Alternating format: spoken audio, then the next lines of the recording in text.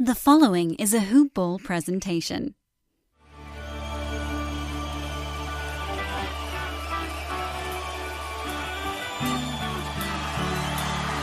Welcome on in to another edition of the Hoop Ball Sacramento Kings podcast. We're here on draft day. It's 4:34 p.m. in the afternoon, Thursday, June 21st. Adam Silver is at the podium kicking off the draft, putting the Phoenix Suns on the clock. And here with me, as usual, Sacramento Kings Beat Blogger for Hoop Ball, Mr. Jon Schifferle. How are you, sir? I'm pretty good. I think I'll go with pretty good for now. How are you?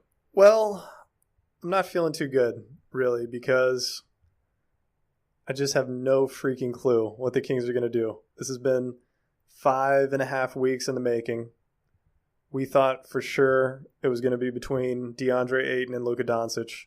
Here we sit 10 minutes before figuring out what's going to happen, and about 2.5 to 3, maybe 4 hours ago, it all came crashing down based upon a tweet from Mark Spears that got sent around saying that the Kings were definitely going to go with Marvin Bagley Jr., the third at number 2. That had gotten confirmed by numerous other sources. And now we've got Kings fans going crazy on Twitter. I've been trying to hold out hope on Twitter as best I can, saying that the Kings still have a chance of taking Doncic. Right now, it's looking like it's going to be Marvin Bagley Jr. If you go back on Twitter, something you may want to take a look at if you're listening to this podcast, Carmichael Dave sent out a very long quote from a Kings source of his explaining why the Kings were going to go with Marvin Bagley over Luka Doncic. John, you want to go into a little bit of why the Kings are expected to take Bagley according to Carmichael Dave? Yeah, I mean, it's hard to summarize it much more than just there's a couple elements here. So first, they just feel like Bagley kind of has it all. It seems like I'm certainly not owning any of this. I'm not going to say that I agree or disagree with any of it. They talk about that the fact that he kind of fits into the positionless basketball thing, which I guess I'll agree. He doesn't really have a position. I don't think he can play all of them, though. Apparently, he's number 1 on their board, even over Ayton. And the minute they found out the Suns were definitely going with Ayton, they just kind of stopped with the ruse and they admitted to wanting Bagley. So, they just kind of feel like he's an incredible prospect, high basketball IQ. He can pass, shoot, attack the basket well. Apparently, he's quicker laterally than Frank Mason. He can jump higher than Willie. In a vacuum, that would make him potentially a high-level defender at some point as a power forward. Well, here we are. We're 2 minutes and 25 seconds away from the Suns making the first overall selection in the 2018 draft. The scuttlebutt seems to have not changed in the 5 minutes or 3 minutes or 2 minutes and 30 seconds since I last looked at Twitter. I mean, we've rolled on over this a million freaking times. Basketball's headed in one direction. Unless you're getting a franchise-altering, game-changing player who can dominate in the post and provides you with a game-changing advantage over other teams, it makes more sense to go with the perimeter guy who can knock down the threes, who can create plays, who can make other guys around him better. None of that's changed for me, and that's why I still have Luka as the person and the player that I would prefer the Sacramento Kings take. I'm extremely glad that Michael Porter Jr. has made his way out of Kings range, that there is no more talk of that. I think we're hopefully, according to everything that we've heard, there's no chance of, or at least there hasn't been any talk of Michael Porter Jr. being the pick at number 2. that I can be thankful for. What were you going to say, John? Yeah, I mean, I certainly think it's more so on your point about where the game is going and what types of players you want. It's really always going to depend on who's at the top of the league. I think in recent years, the NBA has realized that the best players are going to know how to get their own shot, and that the post just isn't a great way to do that. I disagree. I wholeheartedly disagree. Here comes the pick. With the first pick in the 2018 NBA Draft, the Phoenix Suns select DeAndre Ayton from Nassau, Bahamas, and the University of Arizona. Okay, that's what we were expecting so far. Yeah. Things are going the way we expected. Lines up. What's up? Oh, lines up with what we thought. Exactly. And so back to what you were saying, I think it really depends on who you're trying to go up against right now. You talk about the teams at the top. There's just an unbelievable wealth of talent at point guard and really just generally on the perimeter. You look at like James Harden, Russell Westbrook, Steph Curry, Kyrie Irving. You're just going to have to go through so many point guards that you have to have a good one. And I think at big, you kind of see right now it's really players that can defend or players that can score. And I think so often you can go small, like Clint Capella is a perfect example. Rudy Gobert is another example. They defend at a high level, but the minute you go small against them, they're not going to make you pay on the other end. If Rudy Gobert had that game where he could make players pay, or generally teams pay for going small, then you can't do that anymore. And all of a sudden, his defense is more impactful. So it's really about finding those players that can do it on both ends. Like, we'll just say Anthony Davis. He's not going to get taken off the court because he can do it on both ends, and he will punish you for going small. Same with Joel Embiid. So it's about finding those players. And I just don't think there's enough of them right now, but it looks like we're probably getting more with players like Ayton. I think, let's see, how many? There's Joel, there's Kristaps, there's Anthony Davis, DeMarcus maybe not so much. I don't know if you can put Towns in there because he is not elite defensively yet. I mean, he's 21 or 22, though. Well, we'll see, but I guess the point is you can't go small against him.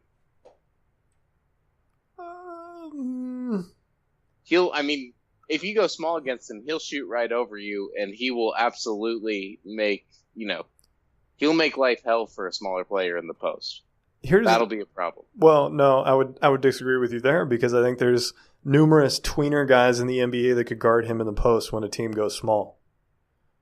Well, who would be your counter there? Well, the obvious counter is the one guy that I'm thinking of, and that's Draymond Green. I think Jakar Sampson, because we watched the Kings a ton, I think he could probably line up in the post and give him a run for his money. But neither of them really space the floor for you in a way that pulls him too far away from the basket defensively. True. I mean, I think if you're playing against them, we saw in the playoffs, Draymond Green got left wide open and purposely on regular, as often as teams could, they would leave him wide open, almost daring him to shoot. So I think, and also he's an incredibly rare player where it's, we just don't really see many Draymond Greens. So it's... But Jakar can shoot. That he's shown that. Granted, you're probably going to give him the shot of everybody else on the court. But when you go small and he's the 5-man and you spread it out with 4 shooters around him, my point is that he can still be the guy guarding Karl Anthony Towns, meaning that Karl Anthony Towns will not necessarily be able to make the other team pay because you've got a defender like Jakar Sampson on the other side. Yeah, at the same time, I just don't think it makes it a requirement that you take Towns off the floor in that case. Like, I think PJ Tucker was a good enough shooter that it made the Rockets have to take Capella off the floor. No. I disagree yet again because you had to take Capella off the floor in pick and rolls and pick and switches, and you wouldn't have to do that with Jakar Sampson. You wouldn't have to do that with Draymond Green. He can't drop back in coverage because you know that PJ Tucker can go out to the line and shoot. If you don't feel confident about him doing that, then you're not going to – you can drop back and pick and roll, and it's not a problem. Holy crap. And they can't have Tucker out there. They've got the Sacramento front office on ESPN right now. Yeah. Holy and moly. Here's the selection. And Vivek is standing to the left of the conference table saying something. Here it comes. Sacramento Kings fans, here it is. With the second pick in the 2018 NBA Draft, the Sacramento Kings select Marvin Bagley III from Duke University.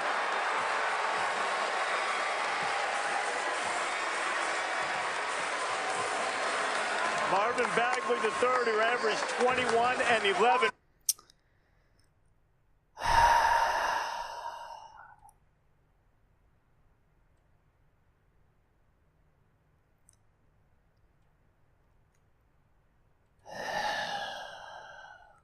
I mean, he's got a lot, and I do think one thing. Here's what I'll point out with Bagley. His athleticism and his fluidity is absolutely special for a player his size. I don't know that many players that are 6'11", 7 feet, wherever you want to put him. I don't know many players that have that same type of fluidity, and if you believe he can develop a face-up game, he's going to be pretty unstoppable. But and he does solve a lot of the rebounding problems for the Kings day one. I would have gone with, I mean, it's no secret that you and I both feel like it should be Doncic here, but also with Blondie's taking another front court player. I think I saw it on Twitter. He's taking a front court player in every single draft. That's not a huge point, but I think the more important aspect of that is he's taken a front court player in the first round of every single draft. He's now taken a front court player in 3 of the 4 lotteries where he's been the general manager. And of all of those players, none of them to me appear to be franchise-changing, franchise-altering, championship caliber players. I pray that Marvin Bagley will be that, but I don't think so. I don't think so. With him, it takes time. He has a lot that he needs to work on defensively and honestly offensively. He got a lot of points at Duke. He's a great rebounder. He finishes around the basket well, but he needs to add. Yeah, let's listen into the interview here. Sure. I just want to thank Jesus, man. He got me to this point. Without him, I wouldn't even be here. So I'm just blessed, man. I'm happy to be in Sacramento. You said that you want to be remembered as a winner. In what ways will you help this organization win moving forward? No, I'm gonna be ready to come in and give it my all, man. I'm ready to come in with a hard work ethic, a motor. Effort's gonna always be there. I'm excited, man. I can't wait, man. I can't wait to get out there and get settled in and get to work. All right, you got a huge media tour coming up ahead of you, so enjoy it. Enjoy this moment, and let's get it over to Woj, who has an update for us. Maria, the Atlanta Hawks and Dallas Mavericks have agreed in principle to a deal that would send the 3rd pick in the draft from Atlanta to Dallas for the 5th pick and a future first-round pick from Dallas to Atlanta. It's contingent on this, that the Hawks will select Luka Doncic with the 3rd pick. They will send him to Dallas. And if Trae Young is still there at number 5, and he's expected to be, Memphis is focused on Jaren Jackson at 4.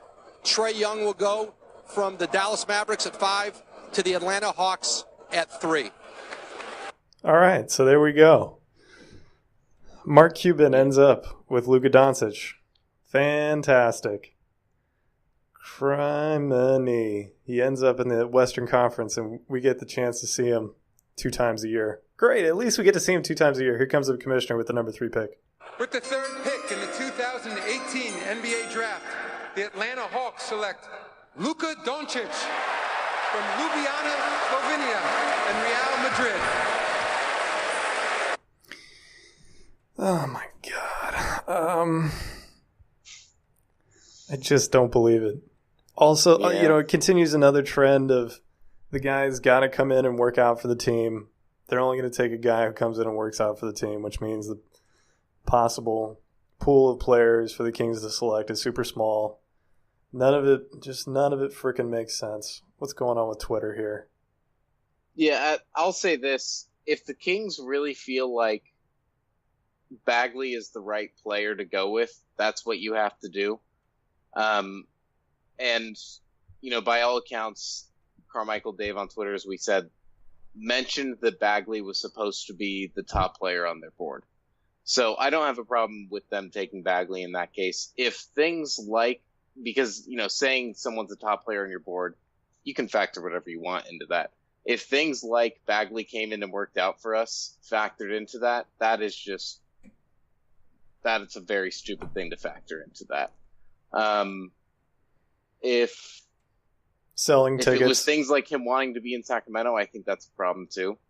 I don't know why that matters. You have this player for 8 years if you want to have them for 8 years. And if you don't feel like you can convince them to stay in Sacramento in 8 years, that's a big problem. Yeah. I don't see why they would have felt that way about Doncic.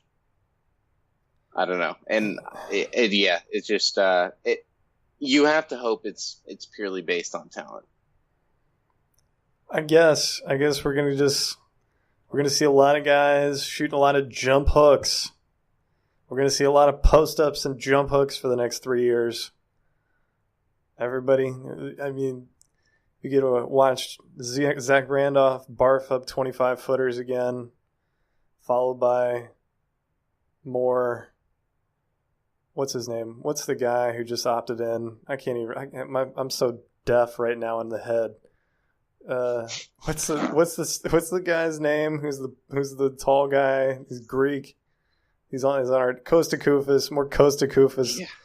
Coming swinging through the lane, half hooks, followed by more scowl post ups, ending in a jump hook. They're just gonna play 5, 6, 10 players who they only shoot jump hooks, and they make threes 31% of the time. All of us in the stands want to just off ourselves because we're so freaking pissed at the fact that we can't get one good effing decision out of the front office. Yeah. Yeah. Oh man, this took a dive. This took an insane dive, man. I'm so amped to watch the introductory press conference tomorrow. I cannot wait to hear what they have to say, what their reasoning is. There's some interesting questions to be answered here. I don't know that they get asked as you and I talk, or as you and I said before the podcast. And I think we mentioned this before we went live too, so I'll go ahead and just add it again. If I have to guess, they're viewing this as a situation where you're going to have Giles and Marvin Bagley play together. I think they plan on keeping at least one, if not two, of Scal and Willie Cauley-Stein, because I think they feel like, based on what we've seen from what they've said, Giles is a power forward, Bagley is wherever you want him to play. And so I think they'll view Scal or Willie as sort of a backup to both. And that'll be interesting to watch. But they're probably viewing this as a more versatile version of Marc Gasol and Zach Randolph in Memphis, right? Where Bagley's kind of like Zach Randolph. Marc Gasol is kind of like Harry Giles, where you're going to run the offense a little bit through Giles in the high post, and then you're going to have Bagley mostly operate down low, but you get that added versatility from both of them, in theory. Great. Yeah. Awesome. So at this point, what do you think they're doing with the second round pick? They have to they have to keep it. I think at this point, there's been some talks that they would sell it. Oh, they're definitely selling that pick. Maybe I can guarantee you they're selling that pick. I don't know who's going to play small forward then. You got a small forward. You got with the player Justin Jackson. You got Justin Jackson, and then you also have Iman Shumpert. You also have Bogdan, who can spot some minutes at the 3, and Buddy Hield can spot some minutes at the 3. He's big enough to do that. Is Shumpert long term though? Oh, Shumpert's not long term. We're just talking about next year. Yeah, but I think they want. I don't even think Justin Jackson. He hasn't shown enough to make you think that he's the long term option there either. And he's the type of player where I don't see him. I don't think he has the speed to play shooting guard, and I don't think he has the size to play power forward. And at his age, it's not likely he's going to change either of those things. So if he works out as your starting small forward, great. If he doesn't, I don't know that he has enough positional versatility to really exist on your bench. So I think they really have to think long term with small forward and say, let's go get someone who can play 2-3 or 3-4, but is mostly a 3. You can try and develop them as your future starting small forward. If Justin Jackson takes that over, that's great, and now you have more depth. But I think they have to use 37 for some sort of wing. And I don't necessarily even mean you have to pick a wing at 37. I know when you say things like that, people get mad and say something like best player available or whatever. Fourth pick is in. Here we go. 2018 NBA Draft. The Memphis Grizzlies select Jaren Jackson Jr. from Michigan State University. All right. Great. Fantastic. Who cares? Yeah. I think... You know what I mean, though? I take 37. I pick my favorite wing. I go move up and get him. You go move up and get who? Whoever it is. I mean, if you're the Kings, whoever your favorite wing is. If it's up to me, I really like the Anthony Melton. He's more of a combo guard, I guess. But Melvin Frazier, Chandler Hutchinson, those are two players that could certainly be available towards the end of the first round. Honestly, maybe at 37 if you're willing to just be patient. But, I say just move up into the 20s and go get the wing that you want. At this point, Willie Cauley-Stein's probably gone, right? I mean, where would you play him? No, I don't think so. Willie's not gone. There's zero front. The Kings somehow have managed to assemble a front court of 6 or 7 guys, and yet they have zero depth. They have nobody who's proven on the front line. Just go on down the line. I wouldn't say proven. They're either not proven or they're a veteran who does not fit into the long-term plans. Zach Randolph, not going to be there past this year. Pray to God he's not playing 25 to 30 minutes a game and shooting long twos that no one wants to see. Kosta Koufos, not going to be there past this year. Good player, functional player, does okay, doesn't really add or subtract. Scalaby's here, unproven, hadn't really put together an entire season yet. He had a nice 30 games 2 years ago. Past that, he's dealt with injuries and lack of playing time. Willie Cauley-Stein, shown flashes, hasn't shown it up in terms of effort, intensity, defensively, has been not a 0, but damn near close to it. Offensively, he's showing some promise, but far from putting it all together and being the kind of player that we hoped he would be when he came out of college. Harry Giles, coming off a massive knee injury, spent the entire year on the bench, and we're talking him up like he is the prophet himself, like he's walking on water, yet the man has not put the ball in the hoop one single solitary time in an NBA-sanctioned game. We have nothing. And then on top of that, we have yet another guy who we're going to add to that bunch, a rookie, And maybe that is why they drafted him. Maybe that is why they decided to go with Marvin Bagley Jr. instead of Luka Doncic, because they looked at their front line depth and they said, we have absolutely nothing. We have all these tall, big guys assembled, yet we look at the collection of them and we got nothing. So maybe they just decided, you know what? Let's take the proven, known commodity, the guy who we rank out as the number one frontcourt player in this draft, Marvin Bagley III, and take him. Instead of going with Luka Doncic, who everybody thought was the best player in the draft. They just assumed that's what the Kings would do. They would take the best player available. I think that's what Kings fans wanted. But the front office trying to make too calculating of a move in assembling the front court depth when you should just be trying to assemble the best collection of 7 players or 8 players that you possibly can. When you get down into the nitty-gritty of the playoffs, that's what you need. Regardless of depth, you just need the 6 or 7 or 8 guys who are 6'5" to 6'8" to run and gun and give you a chance in the playoffs. Unless, like I've stated here today and on multiple times in previous shows, you've got that franchise-changing, franchise-altering big man. Yeah, well, I think they view Bagley as the player that's going to play next to literally any one of the 3 that works out, whether it's Cauley-Stein, Villere, or Harry Giles. And if you really think about it, they don't have a 2019 pick. So whoever they pick today is really, it's the end, right? This has to be it. You can't count on needing another piece in the draft. You can't count on a free agent signing that's really going to be one of your top 2 or 3 players, because those players don't sign in Sacramento. You have to feel like you have your top 3 to compete for whatever you're going to compete for now, or you're going to need to start over in a couple years. That's the reality. That it didn't matter if we picked Bagley or if we picked Doncic.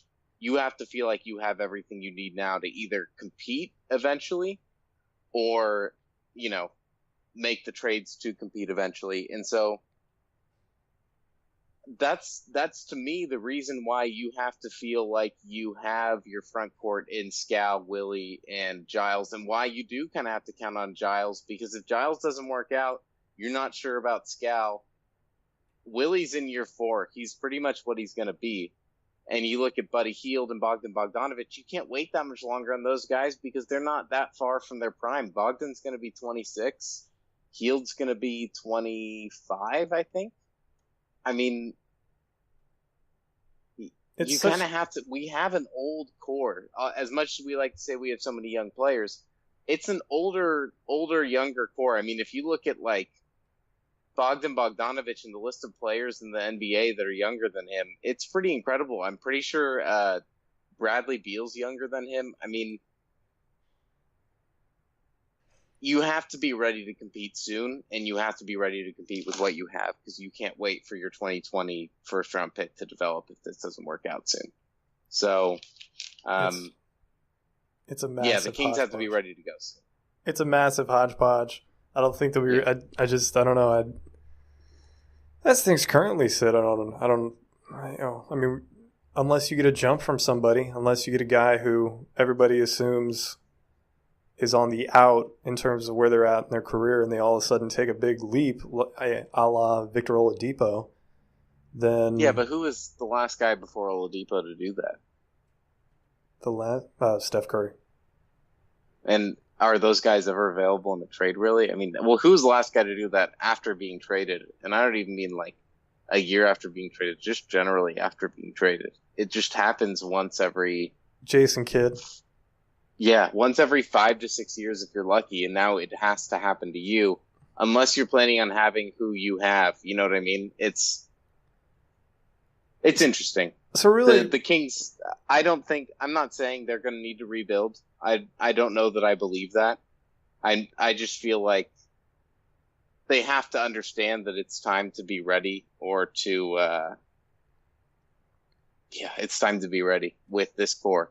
Not necessarily to be ready to compete today, but to be ready to say that this is the core that you're going to compete with, which I guess is Giles, Fox, Bogdanovic, Hield, and Marvin Bagley. I think we're staring down the barrel of a situation that says the players that the Kings have are going to have to get better. Like one of those guys is going to have to get better.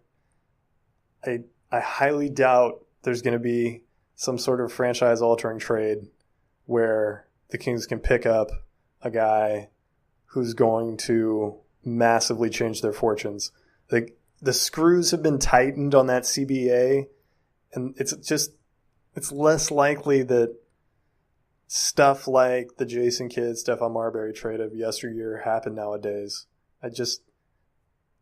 I'm not seeing it. And as a result of that, it really comes down nowadays to, can you draft properly, and will one or a few of those guys make a leap? That's what we're looking at. Hopefully, we've already got some of those guys on the team, and hopefully they do make that leap.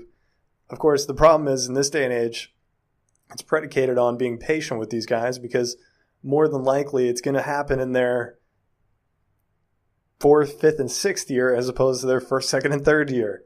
Unless you've got somebody like LeBron James, James Harden. I guess James Harden took him till his 3rd or 4th year. That's it for the first. Let's cut it right there for the first episode. Do you want to say one more thing though before we cut it out here? Go ahead. I was about to say something, I guess, optimistic, but we're gonna do a second one. Yeah, we're gonna run it back. We're gonna let the draft play out, let the draft air out a little bit. To review for everybody who is following along with the draft, live to tape on this podcast, on demand, what happened after the Kings drafted Marvin Bagley III. The Atlanta Hawks selected Luka Doncic, number 3. He is going to be traded to the Dallas Mavericks for Trae Young. The trade was Dallas gets Luka Doncic, and the Atlanta Hawks pick up the 5th pick and a 2019 protected first-round pick. For the 4th pick, the Memphis Grizzlies selected Jaren Jackson Jr., and then with the 5th pick, which was traded from Dallas to Atlanta, the Hawks selected Trae Young, and now at the 6th pick, the Orlando Magic are selecting Mohamed Bamba, center, out of Texas. That's going to do it for us on the first part of our draft podcast coverage. You can find me on Twitter at MyBuddyChris. You can find John on Twitter at Jon Schifferle. For all of Hoopball's Sacramento Kings coverage on Twitter, it's at HoopballKings. And for all of your NBA news, NBA fantasy news, NBA draft coverage, it's hoop-ball.com. There's now a new and improved hoop-ball.com with team-specific pages. Please go there to get all of these podcasts, as well as all of the great work from our Sacramento Kings Beat bloggers. Don't hesitate to hit us with questions, comments, reviews on iTunes. We like all of that stuff. And as I said previously, we will be back with a second part of our NBA draft coverage. Look for that in however you get your podcast. See you later.